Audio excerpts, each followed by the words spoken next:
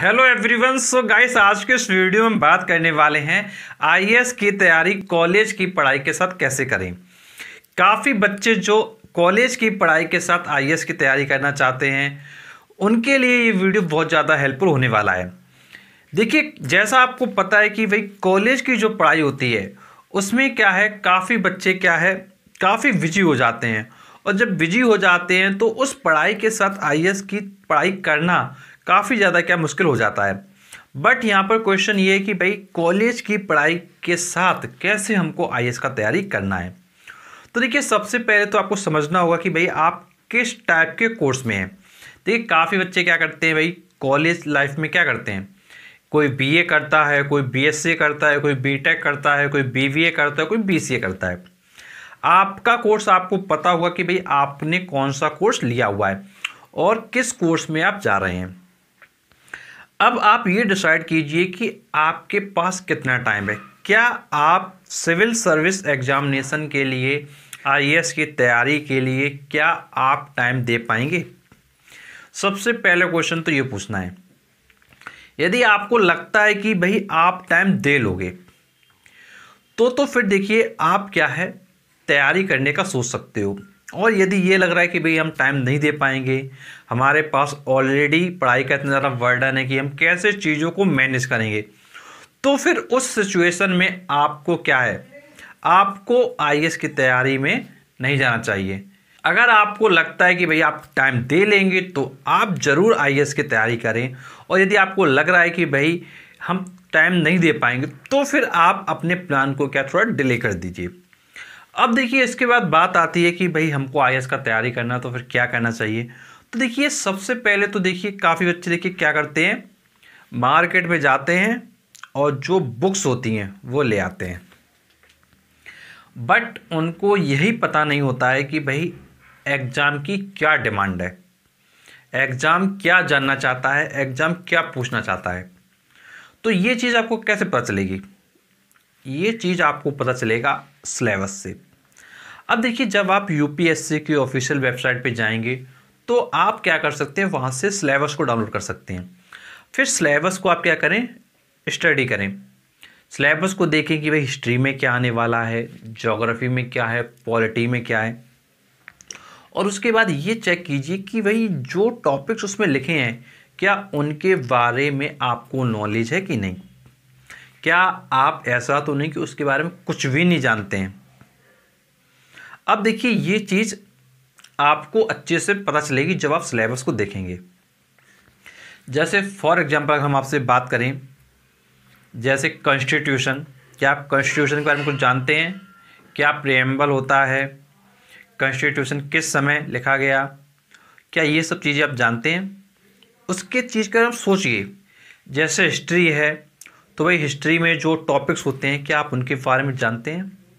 Polity है क्या उसके बारे में आप जानते हैं? यदि जानते हैं तो आप क्या डायरेक्टली बुक को लाके क्या पढ़ सकते हैं, और अगर नहीं जानते हैं तो पहले करना पड़ेगा बेसिक क्लियर। अब बेसिक क्लियर करने के लिए क्या है, आप पहले कोशिश करें कि भाई आप 9 से लेकर 12 तक की बुक को देखें।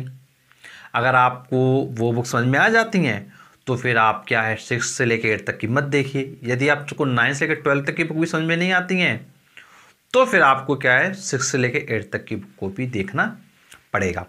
देखिए, कई बार आप सुनेंगे कि भाई एनसीईआरटी आपका बेस है, उसको आप फॉलो करिए।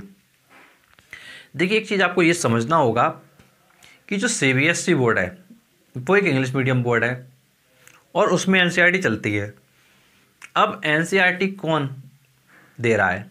सीबीएसई बोर्ड दे रहा है। और कौन है? गवर्नमेंट के द्वारा दी जा रही है। जब गवर्नमेंट दे तो भाई गवर्नमेंट तो चाहेगा कि भाई हम अपनी चीज़ों को बताएं। लेकिन आपको ये समझना होगा कि भाई अगर आप अदर पब्लिकेशन पे भी जाते हैं तो आप वहाँ से भी अपने कॉन्सेप्ट क्लियर कर सकते हैं। ऐसा कोई पर्टिकुलर रूल नहीं है कि भाई आपको सिर्फ एनसीईआरटी ही पकड़ना है। अरे, आप किसी अदर पब्लिकेशन की बुक से भी अपने कॉन्सेप्ट क्या क्लियर कर सकते हो। मेन चीज़ ये है, जो आप तैयारी करने के लिए जा रहे हो उसके बारे में आपको पहले से नॉलेज हो। ऐसा ना हो कि भाई आपको उसके बारे में कुछ भी पता ना हो। यदि आपको कुछ भी पता नहीं होगा तो भाई फिर प्रॉब्लम क्या है आपके सामने आएगी। क्योंकि आप टॉपिक पढ़ोगे, बार बार उसको लर्न करने की कोशिश करोगे, टॉपिक समझ में नहीं आएगा, तो ये लर्न की हुई चीज़ क्या है, ज़्यादा समय तक नहीं टिकती है। अगर आपने इसको समझा होगा, अच्छे से किया होगा, तो फिर आप क्या उसमें अच्छा परफॉर्म कर ले जाओगे। अदरवाइज़ क्या होगा कि भाई आपने लर्न करने पर फोकस किया तो फिर वो चीज़ें क्या है आपके हाथ से क्या निकल गई।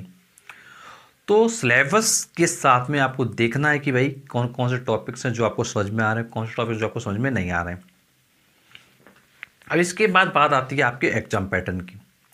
अब देखिए आपको समझना होगा कि भाई एग्जाम का पैटर्न क्या है, कैसे कैसे क्वेश्चन पूछे जाते हैं, प्री में क्या है, मेंस में क्या है, इंटरव्यू में क्या है, मेंस में कितने पेपर होने हैं, प्री में कितने पेपर होने हैं, इंटरव्यू में किस टाइप के क्वेश्चन पूछे जाते हैं।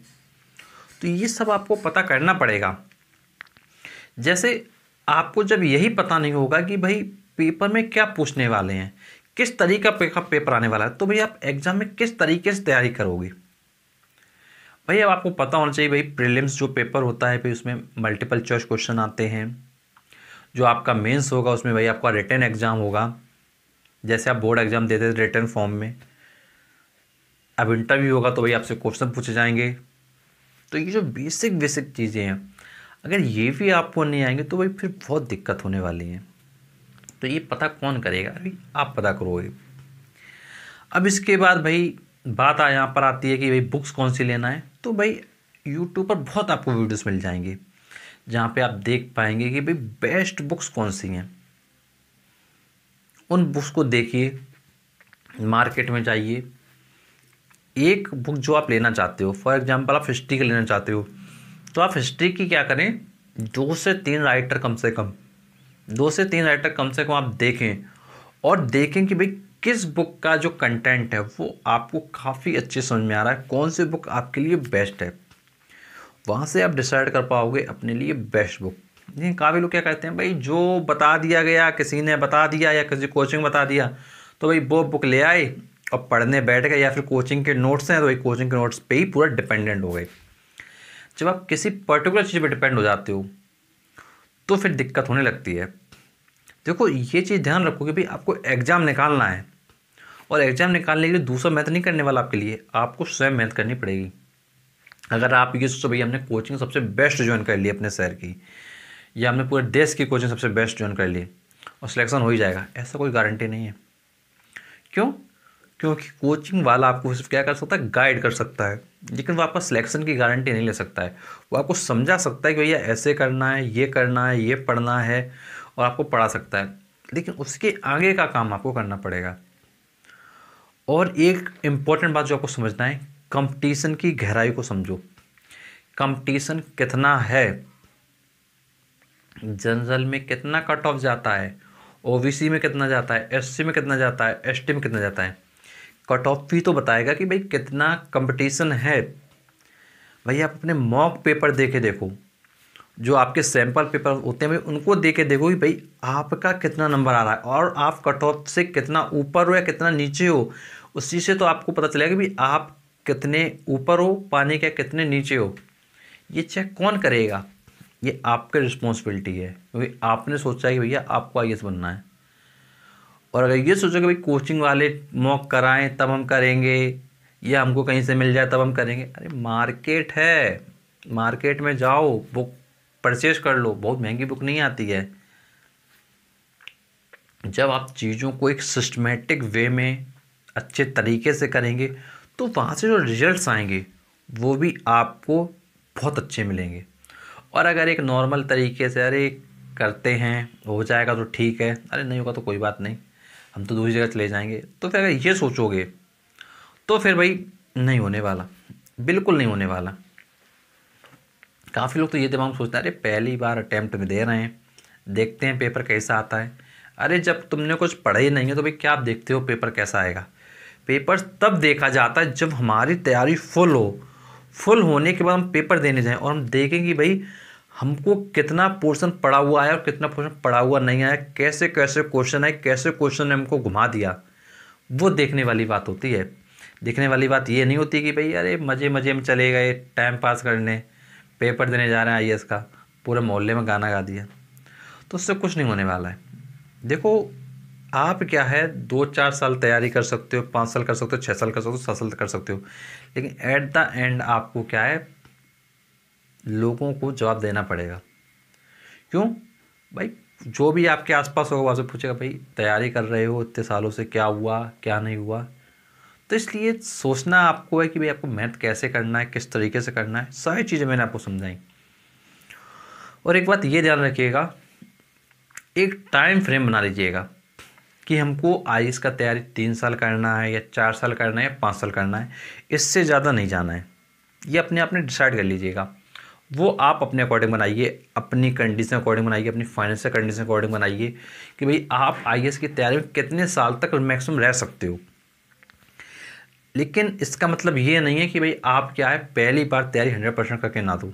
देखो एक टाइम फ्रेम का मतलब ये है कि इन केस अगर आपका फर्स्ट अटैम्प्ट में नहीं हुआ तो आप सेकेंड अटैम्प्ट की तरफ मूव करें, सेकेंड में तो आप थर्ड की तरफ मूव करें। एक डिसाइड कर लें कि भाई हमको जो है कितने सालों तक पेपर देना है, चाहे डिसाइडेड होंगे। और अगर नहीं होता है इन केस तो फिर हमको भाई क्या काम करना है ये भी हमको पहले से डिसाइड करके रखना है, जिससे कि लाइफ में यदि जो आप पाना चाहते हो अगर वो ना मिले तो आपको क्या रिग्रेट ना हो। तो इसलिए पहले से डिसाइडेड होगा तो भाई आप क्या है उस चीज़ के प्रति उसी के अकॉर्डिंग क्या है मेहनत करेंगे। तो उम्मीद है सारी बातें आपको समझ में आई होंगी। और ध्यान रखिएगा कॉलेज की पढ़ाई के साथ अगर करना चाहते हैं तो आपको ध्यान रखना है कि भाई सिलेबस होना चाहिए आपके पास, कट ऑफ होना चाहिए, आपका बुक्स होना चाहिए और प्रॉपर वे में 100% के साथ मेहनत करना है। और ये नहीं सोचना है भाई पेपर दे के देखेंगे। अगर ये सोचोगे तो भाई दिक्कत की बात सामने क्या है आ जाएगी। और अगर कोई प्रॉब्लम है तो आप नीचे कमेंट बॉक्स में पूछिए। अगर वीडियो अच्छा लगा तो प्लीज़ चैनल को जरूर सब्सक्राइब करें, नोटिफिकेशन दबाएं, क्योंकि हम आपके लिए शुरू लाते रहते हैं। चलिए मिलता है आपसे नेक्स्ट वीडियो, तब तक शुक्रिया।